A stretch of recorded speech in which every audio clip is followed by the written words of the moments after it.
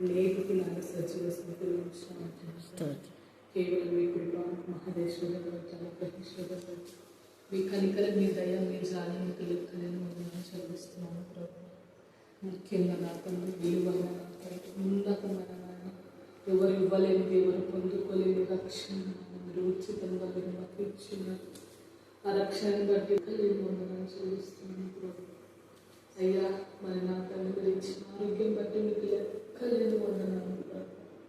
నడిపించినందుకు నాన్న శక్తిని ఇచ్చినందుకు బలం ఇచ్చినందుకు మా శక్తి కాదు మా బలం కాదు నా తండ్రి మీరు ఇచ్చిన నాన్న ఈ బలం బట్టి నాన్న పునరుత్థాన బలం బట్టి పునరుత్థాన ప్రతి శక్తిని పొందనాను ప్రభు.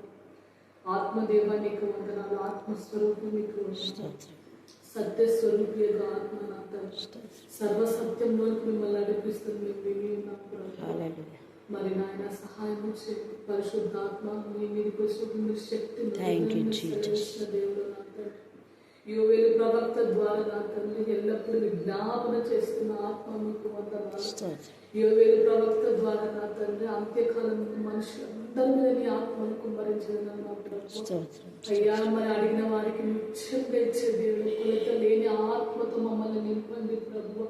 పరిశుద్ధాత్మతో నింపండి నాన్న. ఇంకా ఎంతమంది రక్షణలో లేదు రక్షణలోకి తీసుకురండి తండ్రి. ఎంతమందికి పరిశుద్ధాత్మ లేదు పరిశుద్ధాత్మ తండ్రిగా మీరుండి నాన్న అందరికీ కుమ్మరించమని అర్థిస్తున్నాం ప్రభు. అయ్యా పరిశుద్ధాత్మ ఉంటే ప్రతి విషయంలో గైడ్ చేస్తాడు, ప్రతి విషయంలో నాయన సరి చేస్తాడు, స్థిరపరుస్తాడు, ఎటువంటి తప్పు చెయ్యనీయడని మేము విని ఉన్నాం. అయ్యా మరి సహాయము చేయండి నాయన. మరణకరమైన పాపం నుంచి నా తండ్రి మమ్మల్ని విడిపించిన ఆయన అగాధ చీకటిల నుంచి విడిపించి ఆశ్చర్యకరమైన నీ వెలుగు ఆత్మ విషయం మనసు అయ్యా మేము ఆత్మ విషయంలో మనసు ఉంచడానికి సహాయం చేయండి. అది ఇక్కడైనా ఎక్కడైనా సహాయం చేయడం సమర్థుడు శక్తులు మహారోదనంతో కన్నీటితో మా కోసం జ్ఞాపన చేస్తుంది. విరిగి నలిగిన నాయన బలియాగమన మీ శరీరం ద్వారా పరిశుద్ధత అపవిత్రత యావత్తు కలిగిన నా కోసం నలిగి కలిగి నీరైపోయిన ఎక్కడ మమ్మల్ని విడిచిపెట్టలేదు దయ చూపించి ఈ ఆశీర్వాదంతో మీ ఎదుట నిలబడి కలిగి ఉన్నామని కేవలం మీరు ఇచ్చిన అక్క ద్వారా మీరు ఇచ్చిన ఈ రోజు ఇలా నిలబడి వెళ్ళడానికి కారణం జ్ఞాపనాత్మను బట్టి మీకు లెక్కలేని చదివిస్తున్నాం. నిజంగా కళలను మాదిరికరంగా ఉండడానికి సహాయం చేయండి. మాదిరిని మీరు ఇచ్చి మనకు ఇంకా లోకమనడానికి బలపడడానికి కథలు చేయడానికి ధ్యానించడానికి నేర్పించండి. మళ్ళీ మొదటి దాకా ఆశ ఆసక్తితో పరిగెత్తడానికి అందుకు మీ శక్తికి బలం కావాలని గడపడానికి సహాయం చేయండి. ఎటువంటి అడ్డు కూడా లేకుండా సహాయం చేయండి. అయ్యా సహాయం చేస్తాను కాబట్టి లెక్కలే మొదలు చేస్తుంది. రావాల్సిన ప్రతి ఒక్క మీద ఆత్మను సరిచేయాలి, శరీరాన్ని సరిచేయాలి, తలంపులను సరిచేయాలి, క్రియలను సరిచేయాలి. అయ్యా ఫస్ట్ మేము మీ దగ్గర శుద్ధీకరించబడిన మమ్మల్ని నడిపింపజేయండి. ఆత్మగా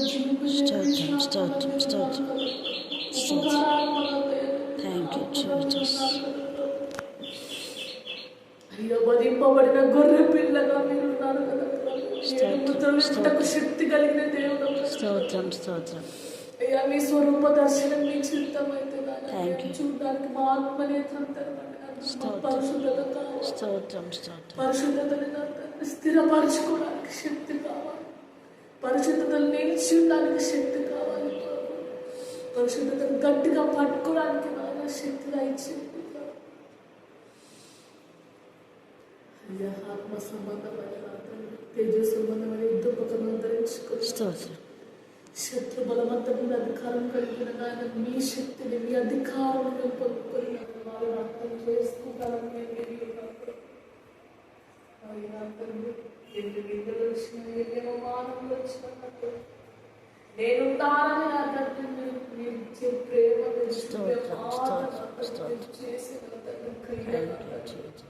అది ఎంతో బలపరుస్తుందంటే అంతగా బలపరిచి మమ్మల్ని స్థిరపరిచి ఇంకా హత్తుకునే విధంగా చేసే ప్రేమ ఔదాలు ఓదాలను ఎడలే ధ్వనులను ఉరుములను బయలుదేరుతున్నవి. మరియు ఆ సింహాసనం ఎదుట 7 దీపములు ప్రజ్వలించుతున్నవి. అవి దేవుని 7 ఆత్మలు. మరియు ఆ సింహాసనం ఎదుట స్ఫటికమును కోరిన గాజు వంటి సముద్రం ఉన్నట్లుండెను. ఆ సింహాసనము నాకు మధ్యను సింహాసనం చుట్టూను ముందు వెనక కన్నులతో నిండిన 4 జీవులు ఉండెను. మొదటి జీవి సింహం వంటిది. రెండవ జీవి దూడ వంటిది. మూడవ జీవి మనుషుని ముఖము వంటి ముఖము కలది. 4వ జీవి ఎగురుచున్న పక్షిరాజు వంటిది. ఈ 4 జీవులలో ప్రతి జీవికి 6 రెక్కలుండెను. అవి చుట్టూను రెక్కల లోపటను కన్నులతో నిండి ఉన్నవి. అవి భూత వర్తమాన భవిష్యత్ కాలములలో ముందు సర్వాధికారియు దేవుడు నాకు ప్రభువు పరిశుద్ధుడు పరిశుద్ధుడు పరిశుద్ధుడు అని మానక రాత్రింపగళ్ళు చెప్పుచుండెను.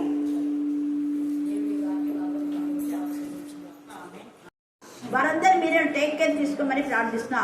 వారందరికీ మీరే జ్ఞానాన్ని వివేకాన్ని మీరు దాచమని ప్రార్థిస్తున్నాం. స్తోత్ర దేవా, మీకే స్తోత్రం, మీకే స్తోత్రం, మీకే స్తోత్రం, మీకే స్తోత్రం, మీకే స్తోత్రం.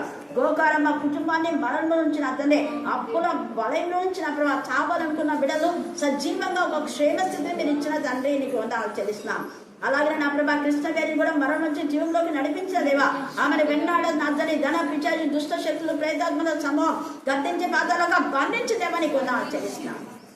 ఇక మీద అవి ఆమెలో ప్రవేశించకుండా మీరు ఆజ్ఞాపించి ఆమె ఆత్మకు మనసుకు శరీరం కల్మషం నుండి పవిత్రులుగా చేసి మీరు రక్తంలో ప్రోక్షించి ఆమె హృదయంలో మీరు సింహాసన ఆశలో ఉన్న విధానం బట్టి నీకు ఎంత స్తుతించినా కూడా తక్కువే. దేవా, ఈ భూలోకం మీ సింహాసం పట్ల చాలదు, కానీ మా హృదయంలో మీరు నివాసం చేయాలని ఇష్టపడిన దేవుడు. How gracious lord, how marvelous are your promises master. మీరు మీకు షారోను మరణ నుంచి జీవంలోకి నడిపించినారు తండ్రి.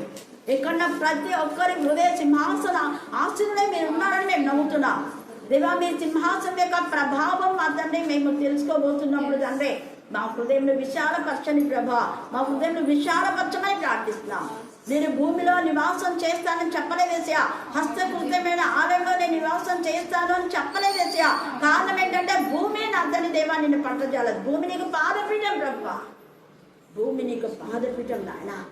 కానీ మీ చేతులతో మీరు నిర్మాణం చేస్తున్న బిడ్డల హృదయాలలో ఆకాశం లాగా విశాలపరిచి అక్కడ మీరు సింహాసనాసులై ఉంటారన్నారు. Thank God. దేవా, మీరు మాతో కలిసి మాలో భోజనం చేస్తానన్నారు. How gracious lord. దేవా, నీ అతి మా ప్రభు నా అతని దేవా నా అతని అపారమైన ప్రేమ నా అతని దేవా స్తోత్రం. మీరు అతి పరిశుద్ధుడు ఆయన దేవా. మేము పరిశుద్ధంగా ఉంటేనే మీరు మాలో నివాసం చేస్తారు. ఈ మధ్యాహ్న కాల సమయంలో మేము ప్రతి ఒక్కరము పరిశుద్ధతను కోరుకోవడానికి మీకు కృప దయచేయండి దేవా. చెప్పండి మళ్ళా, లేదా ఇంకా మనం క్లారిటీగా చెప్పాలంటే పరిశుద్ధ దేవుని సింహాసనం ఏంటి చెప్పండి. మళ్ళీ చెప్పాలి, పరిశుద్ధ దేవుని సింహాసనం గురించి మనం ధ్యానం చేసుకోబోతున్నాం. నిజంగా చాలా విషయాల్లో నేను ఎంత సంతోషపడతాను. అక్క కూడా ప్రాణం చేసింది. కరుణాపీఠంలోకి వచ్చుచున్న వాడిని వెళ్ళుచున్న వాడిని దీవించి ప్రభానిది దీవించినాడు.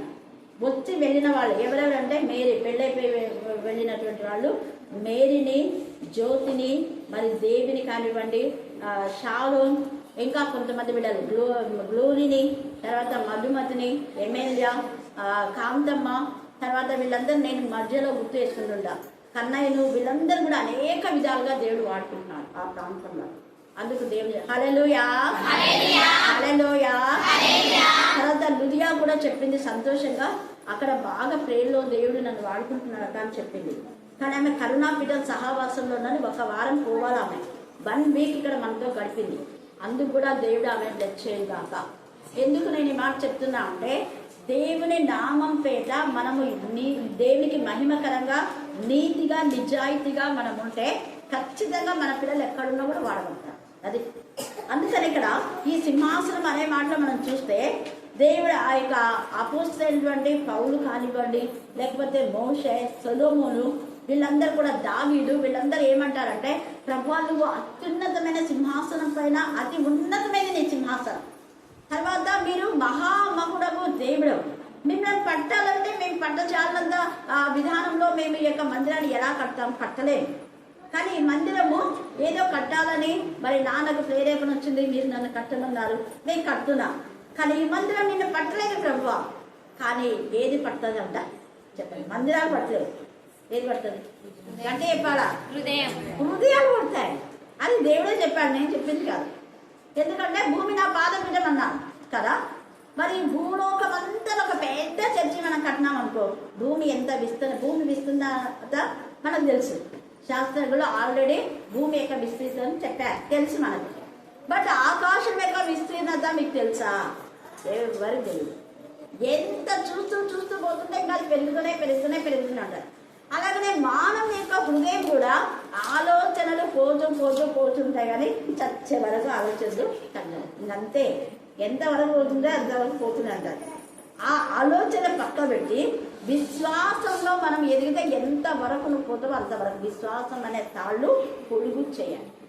అలాగా మన హృదయం అనే ఆలయంలో తండ్రి అయిన దేవుడు సింహాసనాసులు కావాలి అని ఇష్టపడుతున్నాడు.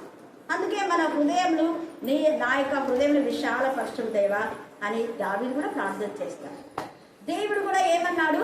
మీ హృదయాన్ని నేను ఖచ్చితంగా విశాలపరుస్తాను. కాబట్టి 1 కొరింథీలో మనం చూస్తే, క్షమించండి, 2 కొరింథీ 6వ అధ్యాయం 18వ వచనం ఏముందో చూద్దాం. అక్కడ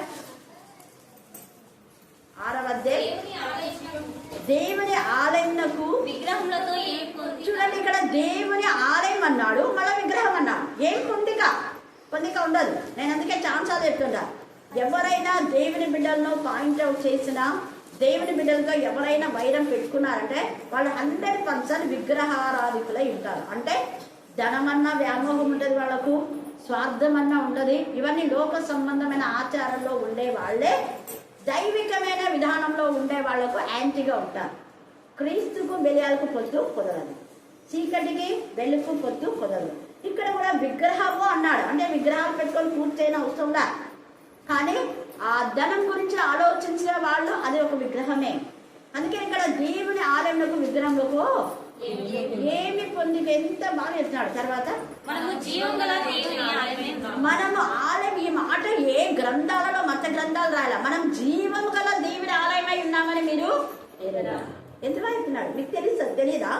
ఇన్ని సంవత్సరాలు వాక్యం వింటున్నారు కదా, వాక్యం చెప్తున్నారు కదా, పాడుతున్నారు కదా, ప్రార్థన చేస్తున్నారు కదా, మరి మీకు ఎందుకు తెలియలేకపోతుంది? జీవము గల దేవుని ఆలయం అంటే ఎల్లప్పుడూ జీవింపచేయ ఆత్మ దేవుడు మనలో ఉంచాడు. ఈ రోజు నేను జీవించున్నా అంటే దేవుని కృప. మరి అంటే జీవం ఇచ్చే ఆత్మను మనం కలిగి ఉండి, ప్రభా మేము ఎల్లప్పుడు నీలో జీవిస్తాం ప్రభా, నీ నామంలో ఉంటాం ప్రభా అని మనం సరెండర్ చేసుకోవాలి. జీవితాలు ఎవరైతే సరెండర్ చేసుకుంటారో వాళ్ళను దేవుడు బాగా ఆస్వాదిస్తారు, వాళ్ళ హృదయములు విశాలపరుస్తారు. అందుకే ఇక్కడ మనం జీవం గల దేవుని ఆలయమై ఉన్నామని మీరు ఎరగాలి. తర్వాత అందుకు దేవుడు ఇలాగ సెలవిచ్చినాడు. ఎంత నాకు ఈ మాట ఎన్నిసార్లు చదివినానో తెలియదు, నాకు లెక్కలేదు. నేను వారిలో నివసించి సంచరించు, నేను వారి దేవుడిన ఇందును, వారు నా ప్రజలు. ఇది ఎప్పుడు మీరు ఖండం చేసుకొని అండర్లైన్ చేసుకోండి.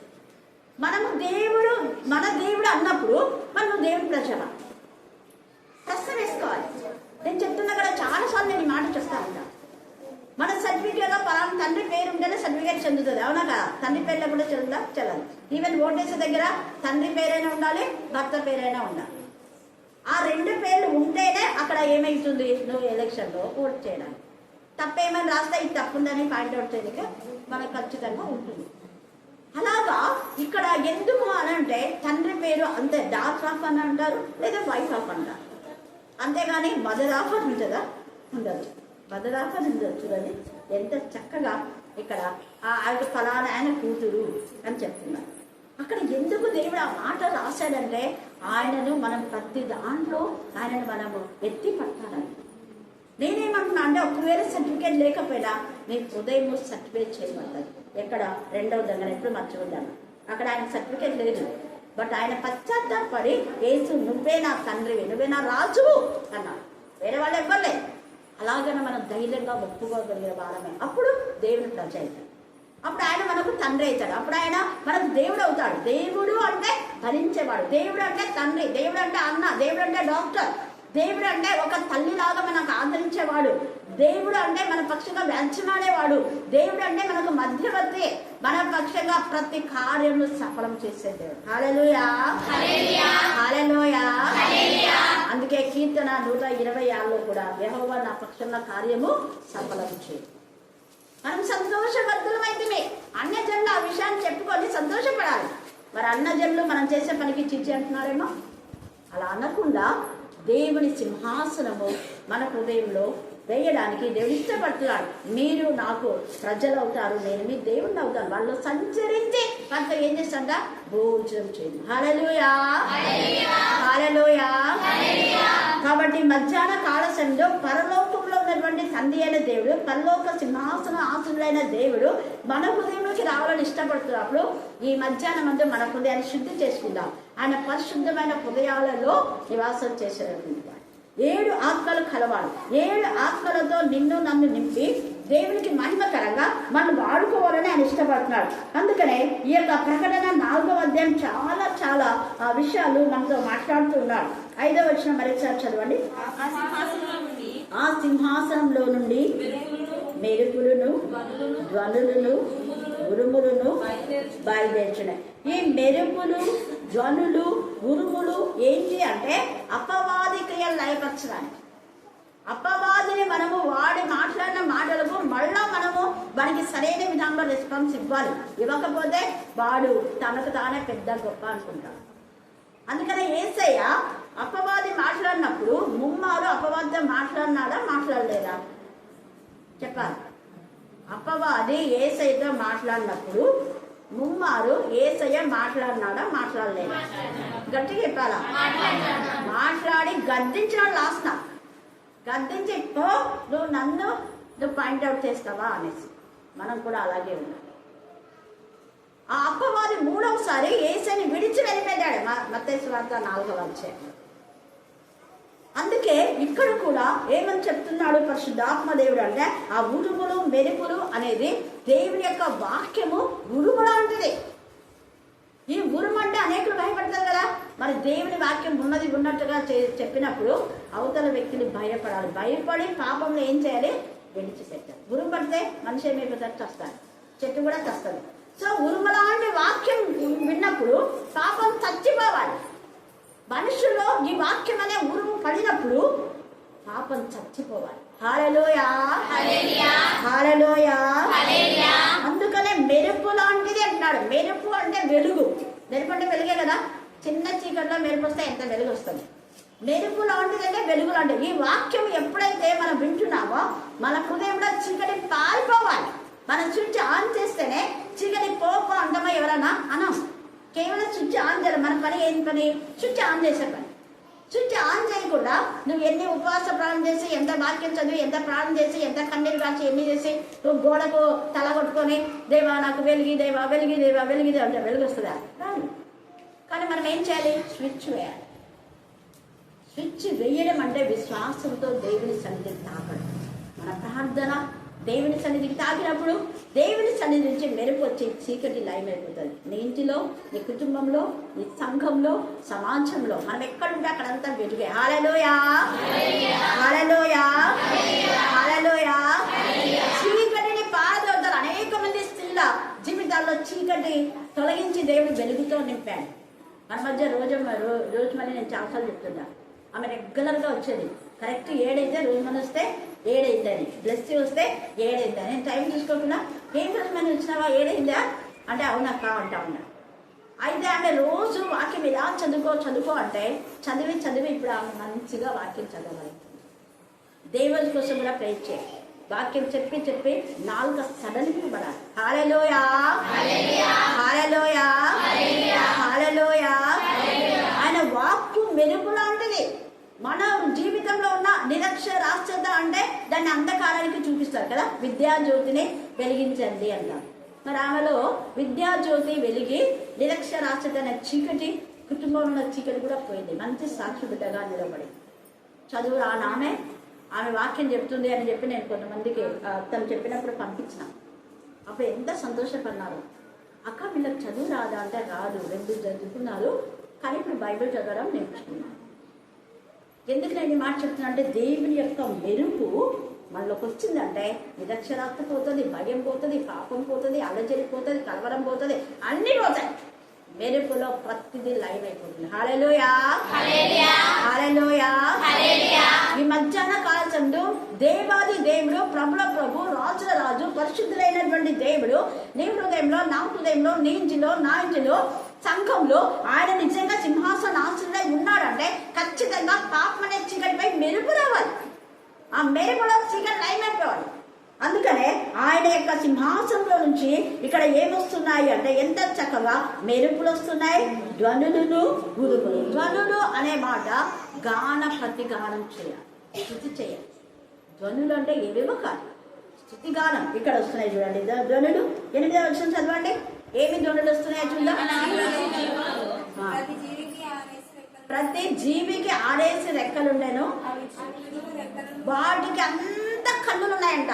అంటే ఈ మధ్యాహ్నం మంది మనం ఒకటి గుర్తించాలి, నువ్వు చేసే ప్రతి పనికి ఒక కన్ను ఉంది. ఇక్కడ అంతటా కన్నులు ఉన్నాయి, ఒక్కొక్కరికి ఒక కన్ను చూస్తుంది. రాత్రి మగళ్ళు మనం చేసే పనులు, మన మాటలు, మన చూపులు, మన చేతులు, ఈ కన్నులు అక్కడ సర్టిఫై చేస్తాయి.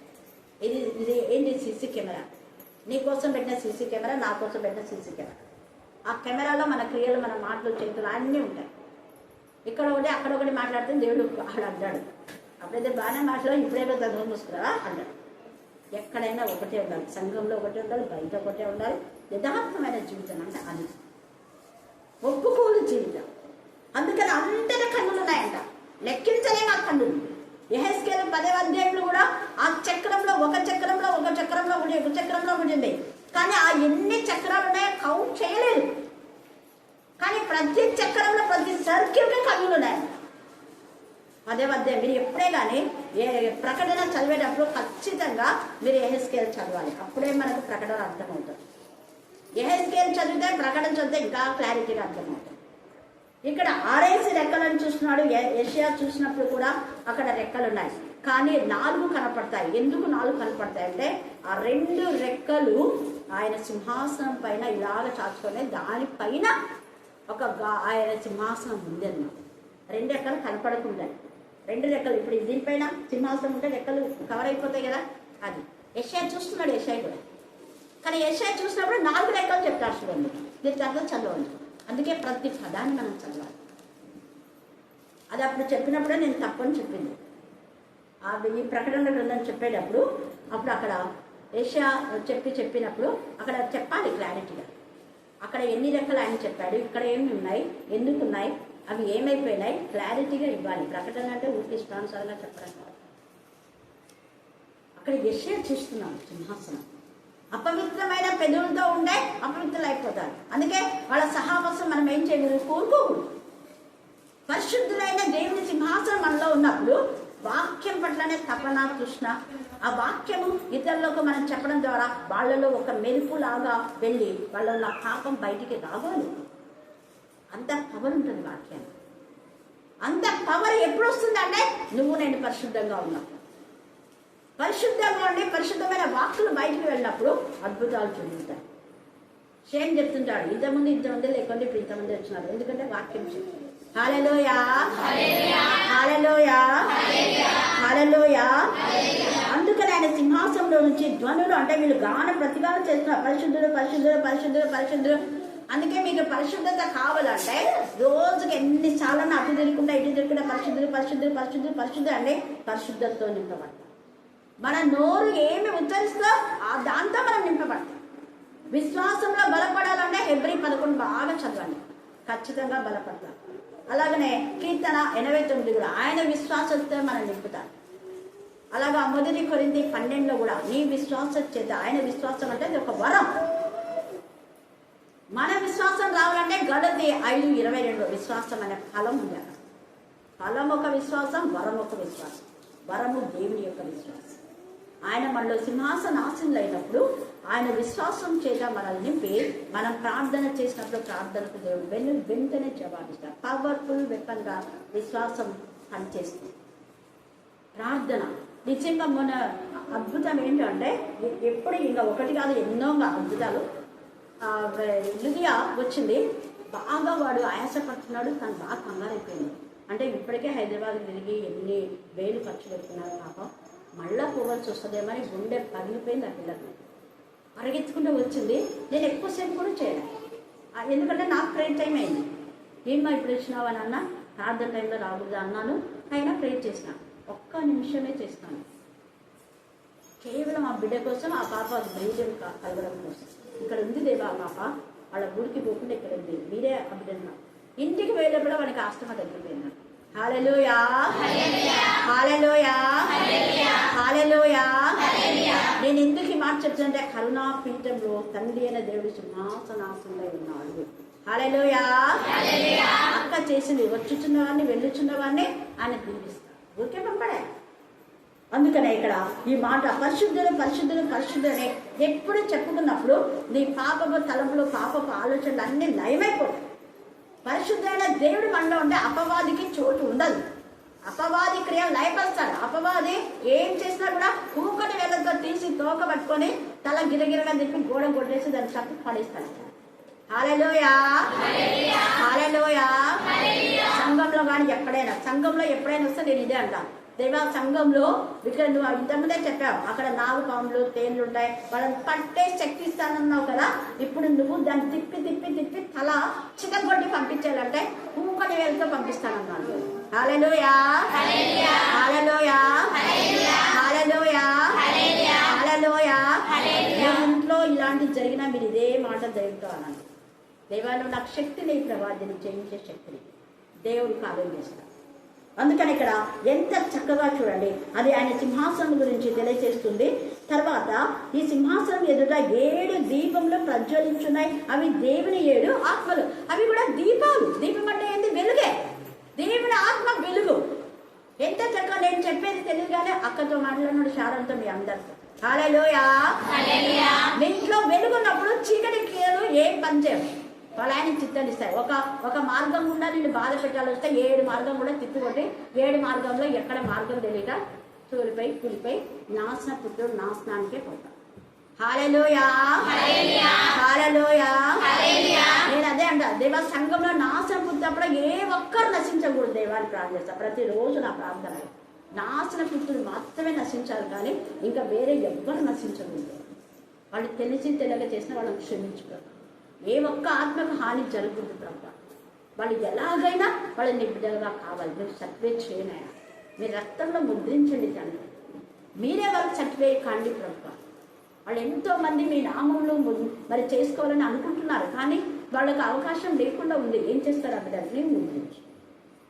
అక్కడ రాహబు కంటే ఎర్రంతో దారంతో కాపాడినావు కదా, పిల్లలు కూడా కాపాడు. నేను ఇదే చేస్తాను దేవా. ఎవరెవరైతే నిబిడలుగా ఉండాలనుకుంటున్నారో వాళ్ళందరికీ మీకు సీల్ వేయండి ప్రభా, రక్తం అనేది సీల్. హల్లెలూయా. ఆ రక్తమే పశ్చాత్తాపం అనేసి, అంతేగాని ఏమి ఎట్లుంటే ఏమి, ఎవరైతే ఏమి మేము మార్చుకోము అన్నది సైతాన్ పని, అది సైతాన్ పని. కానీ దేవుడు ఇక్కడ అంటున్నాడు కదా, ఎంత చక్కగా ఈ వెలుగులో ప్రతి చీకటి క్రియలు 7 ఆత్మలు కలవాడు నీతో ఉన్నాడు. భయపడదు, జడియదు. ప్రతి అంధకార శక్తులు ఆయన లయపరిచే దేవుడు. అందుకనే అవి దేవుని 7 ఆత్మలు. మరియు సింహాసనం ఎదుట స్ఫటికములు పోలిన గాజు వంటి సముద్రములు. ఈ గాజు చాలా ప్రత్యేకమైనది. ఈ గాజు వంటి సముద్రం దగ్గర మనం నిలబడినప్పుడు మనవన్నీ కూడా అక్కడ అంటే ఈ యొక్క కన్నులు మనవన్నీ చూసి చెప్తూ ఉంటాయి, అవి వివరిస్తుంటాయి. కన్నులకు నోరు ఉంది, కన్నులకు జీవం ఉంది, అవి తెలియజేస్తాయి, చెప్తాయి. ఈ స్ఫటికం దగ్గర సింహారిలాగా మన పుట్టిన వరకు చచ్చిపోయే వరకు అంతా చూపిస్తాయి. గాజు వంటి సముద్రం, అది చాలా మహిమగలం. అది సముద్రం కాదు, ఒక మిర్రర్ లాగా ఉండదు. అద్దంలో మనం చూస్తే మన A to Z మన యొక్క అవయాలు ఎలాగ కనపడుతుంటాయి. చిన్న స్పాట్ ఇక్కడ ఎక్కడన్నా చిన్న చిన్న మచ్చ ఉన్నా కూడా కనపడుతుంది కదా, సేమ్. అందుకని అది చాలా ప్రత్యేకమైనది. దాని గురించి వివరించాలంటే ఇప్పుడు మనకు సమయం చాలదు అని ఆ యొక్క చాలామంది ఈ యొక్క యోహాను వీళ్ళందరూ కూడా చెప్తారు ఈ మాట. తర్వాత చూడండి, కన్నులతో నిండిన 4 జీవులు ఉండేను. అవి మొదటి జీవేమో సింహం. యేసయ్య సింహాసనాసనుడై ఎత్తాడు, సింహంలాగా ఉంటాడు అని చెప్పడానికి ఈ యొక్క సింహం గుర్తు, రాజరికానికి గుర్తు. తర్వాత ఈ యొక్క దూడ వంటిది అంటే దూడను బలిపశుగా మార్చాడు కదా, వధగొర్రె. అలాగా ఈ యొక్క దూడ యేసు ప్రభుల వారు మానవ పాపముల కోసమే, లోక పాపముల కోసమే బంధించబడతాడు అన్నదానికి ఒక గుర్తు. మూడవది మనుష్యుని ముఖము అంటే మనుషుడి పరిచర్య. యేసయ్య పరిచర్యలో తన్ను తాను నలగొట్టుకొని చనిపోయి తిరిగి పునరుద్ధానంలో లేచి మానవ ఆకారంలో ఉన్న మనకు నిరంతరం జీవించే శక్తిని ఇస్తాడు అని. ఆయన మానవ ఆకారంతో వస్తాడు అన్నది, మానవ ఆకారంతో వచ్చి మానవులందరినీ కూడా తనలో ఐక్యపరుస్తాడు అన్నదానికి ఈ యొక్క మనుష్య ముఖము వంటి ముఖము అని మనం చూస్తున్నాం. తర్వాత పక్షిరాజు అని మనం చూస్తాం. ఈ పక్షిరాజు ఎప్పుడు ఎక్కువగా పైననే ఎగురుతూ ఉంటుంది.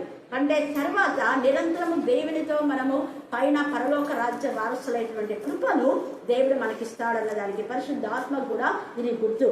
కాబట్టి ఈ 4 జీవులలో ప్రతి జీవికి ఇంకా చెప్పాలనుకుంటే దేవుని యొక్క వాక్యము పక్షిరాజులాగా పయనిస్తుంది. సువార్త ఎంత వేగిరంగా పయనిస్తుంది. అందుకే లాస్ట్ సువార్త ఈ పక్షి రాజే. ప్రకటన గ్రంథంలో ఒక పక్షి అయ్యో అయ్యో అయ్యో వాళ్ళకి శ్రమ అని చెప్తారు, ప్రకటనలోనే ఉండేది.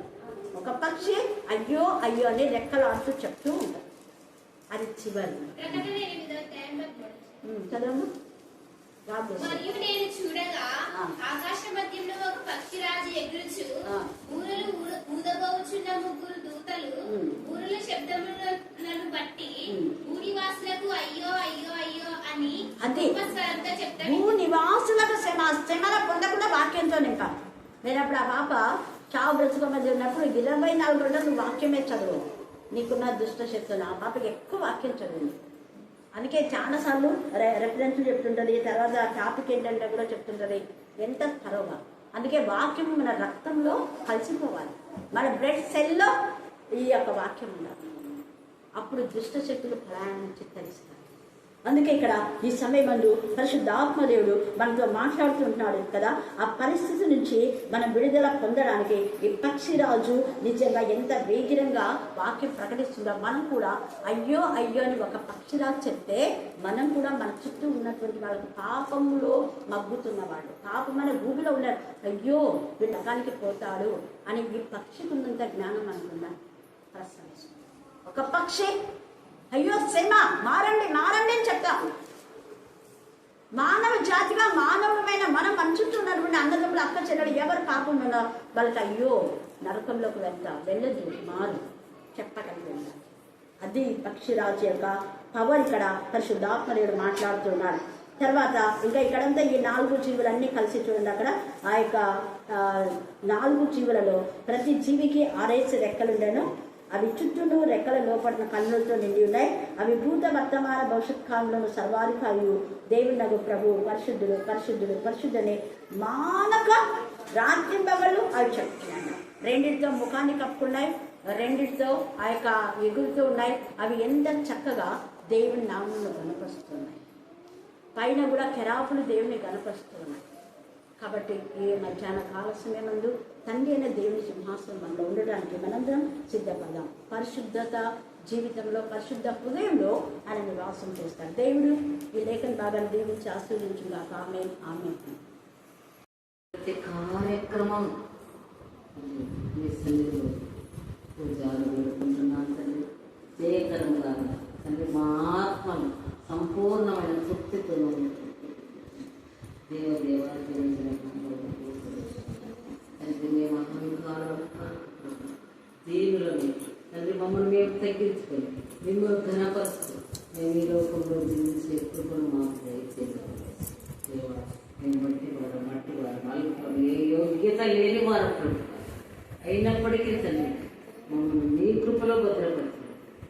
నీ రక్తంతో మమ్మల్ని అందరినీ మమ్మల్ని శుద్ధి చేసి మా తప్పులను మా అపరాధములను క్షమించండి. చలం కింద కూర్చుంటారా? పాత సన్నిధిలో చేసుకుని నిన్ను స్తుతించే భాగ్యము మాకు అనుగ్రహించినందుకే స్తోత్రములు, స్తోత్రములు, స్తోత్రములు. ఈ వేసవి కాలం నుండి కాచి కాపాడు. ఎండ వేడి నుండి వికృతమైన ఎండ వేడి నుండి మమ్మల్ని అందరం కాచి కాపాడు. సత్యంగా గెలిపించిన దేవా స్తోత్రమైన స్తోత్రము, స్తోత్రం. వర్షం ఇచ్చి మమ్మల్ని అందరినీ తృప్తిపరిచిన దేవానికి స్తోత్రమైన దేవదేవా నిరంతర సంఘంలో అనేక సార్లు వచ్చిన మేమందరం కృప మీ దృష్టికి యోగ్యంగా థ్యాంక్ యూ. ఇది ఎలా నడుచుకోవాలని ఏది లేదు. మా ఆత్మలో ఉన్న ప్రతి విషయం మీకు తెలియదు. మా అవసరతలు తెలియదు, మా అక్కలు తెలియదు. దేవా మీ సన్నిధిలో కొంచెం ఆడుకుంటున్నాను. ప్రతి ఒక్కొక్కరి అవసరతను అక్కలను తీర్చండి. దేవా విద్య కలిగి వివిధ రకమైన రోగములు, ఆర్థిక ఇబ్బందుల చేత తండ్రి ఎన్నో అప్పుల చేత ఎంతో మంది బాధపడుతున్నారు. ప్రతి కుటుంబం మీరు జ్ఞాపకం చేసుకున్నారు. కరుణాపీఠంలోకి వచ్చినటువంటి ప్రతి బిడ్డలు మీరు జ్ఞాపకం చేసుకుంటున్నారు. ప్రతి బిడ్డకు విడుదల ఇవ్వండి. పాపం నుండి, శాపం నుండి, మా యొక్క ఇబ్బందుల నుండి, ఇరుకులని విడుదల ఇవ్వండి. అప్పుల నుండి, ఆర్థిక ఇబ్బందుల నుండి విడుదల ఇవ్వండి. తండ్రి ప్రతి కుమారుడు, ప్రతి కుమార్తె తండ్రి మీ దృష్టికి యోగ్యంగా ప్రవర్తిస్తూ తండ్రి మేము ఈ సమస్యలన్నిటి నుండి విమోచన పొందేసుకుంటాయి. మమ్మల్ని పాలించే దేవుడు, కనికరించే దేవుడు, కాపాడే దేవుడు, మీకు స్తోత్రములైన స్తోత్రము, స్తోత్రము. మమ్మల్ని అందరినీ కనికరించండి. ప్రతి ఒక్కరికి క్షేమం మాకు రహస్యం లేదు. మేమందరం శుద్ధ హృదయం కలిగి నేను ప్రార్థన చేస్తూ మాకు మా హృదయంలో ఉన్నటువంటి తప్పులను కప్పుకొని ఒప్పుకొని విడిచిపెట్టు కృపంత అయితే అవునయ్యా మీ దీవెనలు మేము పొందాలంటే మీ కృపకు పాత్రలుగా మేము ఉండాలంటే మా తప్పును ఒప్పుకొని విడిచిపెట్టాలి. మా అవసరతలు అక్కర్లను తీర్చే దేవుడు నీవని తండ్రి. అవును ప్రభు, మేము దేని నుండి